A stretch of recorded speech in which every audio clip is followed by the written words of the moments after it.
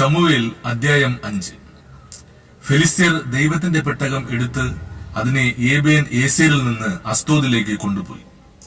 ഫെലിസ്ത്യർ ദൈവത്തിന്റെ പെട്ടകം എടുത്ത് ദാഗോന്റെ ക്ഷേത്രത്തിൽ കൊണ്ടുചെന്ന് ദാഗോന്റെ അരികെ വെച്ചു.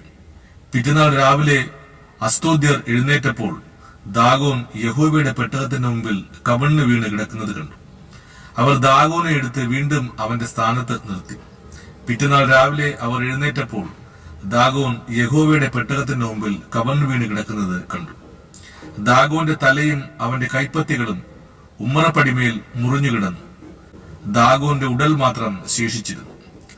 അതുകൊണ്ട് ദാഗോന്റെ പുരോഹിതന്മാരും ദാഗോന്റെ ക്ഷേത്രത്തിൽ നിന്ന് കടക്കുന്നവരും അസ്തോദിൽ ദാഗോന്റെ ഉമ്മറപ്പടിമേൽ ഇന്നും ചവിട്ടുമാറില്ല. എന്നാൽ യഹോവയുടെ കൈ അസ്തോദ്യരുടെ മേൽ ഭാരമായിരുന്നു. അവൻ അവരെ ശൂന്യമാക്കി അസ്തോദിലും അതിന്റെ അതിരുകളിലുമുള്ളവരെ മൂലരോഗത്താൽ ബാധിച്ചു.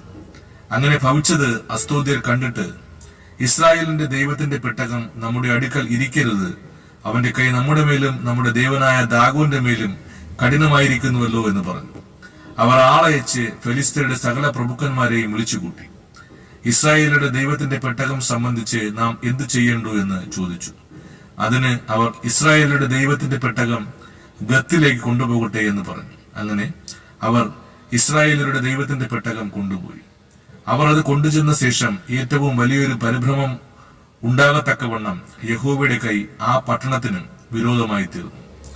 അവൻ പട്ടണക്കാരെ ആബാലവൃത്തം ബാധിച്ചു. അവർക്ക് മൂലരോഗം തുടങ്ങി. അതുകൊണ്ട് അവർ ദൈവത്തിന്റെ പെട്ടകം എക്രോനിലേക്ക് കൊടുത്തയച്ചു. ദൈവത്തിന്റെ പെട്ടകം എക്രോനിലെത്തിയപ്പോൾ എക്രോന്യർ നമ്മെയും നമുക്കുള്ളവരെയും കൊല്ലുവാൻ അവർ ഇസ്രായേലരുടെ ദൈവത്തിന്റെ പെട്ടകം നമ്മുടെ അടുക്കൽ കൊണ്ടുവന്നിരിക്കുന്നു എന്ന് പറഞ്ഞ് നിലവിളിച്ചു. അവർ ആളയച്ച് ഫെലിസ്ത്യരുടെ സകല പ്രഭുക്കന്മാരെയും കൂട്ടിവരുത്തി.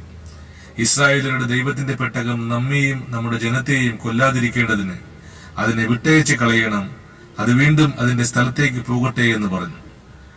ആ പട്ടണത്തിലെങ്ങും മരണകരമായ പരിഭ്രമം ഉണ്ടായി. ദൈവത്തിന്റെ കൈ അവിടെയും അതിഭാരമായിരുന്നു.